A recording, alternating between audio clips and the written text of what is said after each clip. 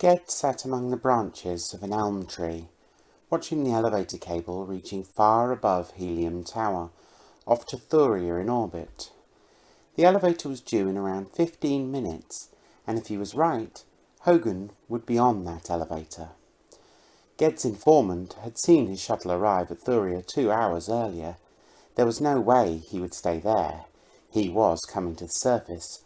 Far more places to hide on Mars than Thuria could ever offer. He took another bite of his sandwich and swished his tail, the swish of the impatient. Mars was a nice place, but he wanted to get off-world, hunt for bounties elsewhere, bigger game and bigger rewards.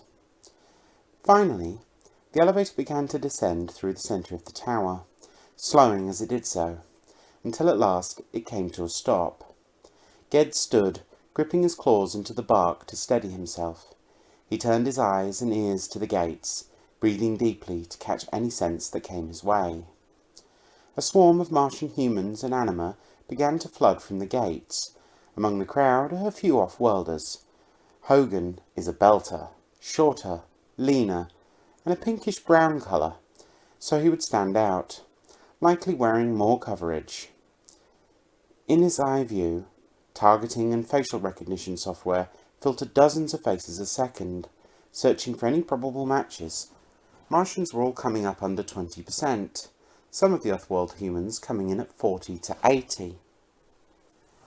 As the last of the passengers disembarked, a few stragglers, or more patient types, at last Ged could see him. Over a 90% match, dark clothing, and acting shifty. He was clearly new to this running from the law stuff. "Too easy," muttered Ged as he dropped down and began to follow Hogan. Slipping from tree to tree, his brownish fur and drab wardrobe choices helping him to blend in. Hogan was headed for the south side of Helium. Residential areas, plenty of quiet places to pounce. Once the tree cover disappeared, Ged slipped into the crowd. An effective hiding place when you're less than a metre tall. The crowd of the inner city was largely consumers. The shopping and entertainment district that made up the heart of the city was always busy.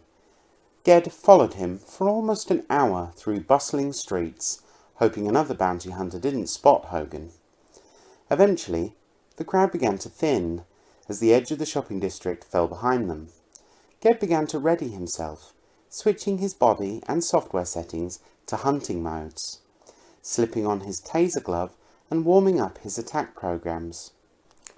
Soon after leaving the city centre, the streets had thinned to a few small groups of individuals coming and going. Ged began to close the distance to Hogan. Still unaware that he was being followed, Hogan slipped off the main street into a residential road.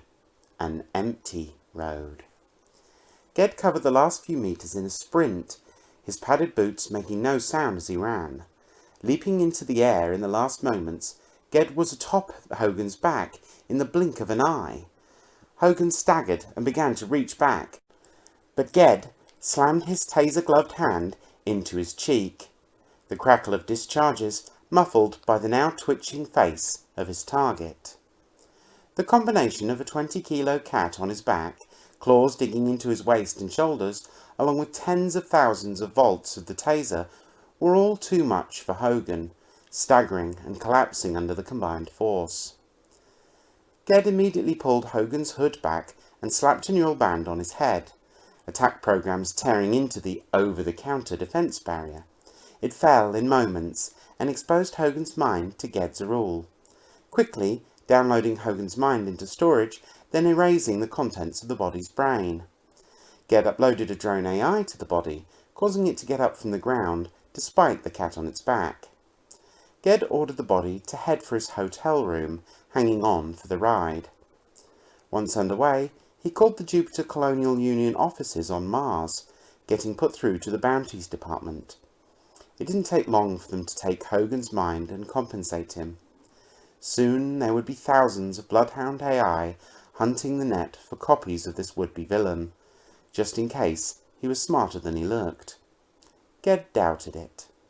I want pie, Ged exclaimed with a purr. He felt like celebrating his good fortune.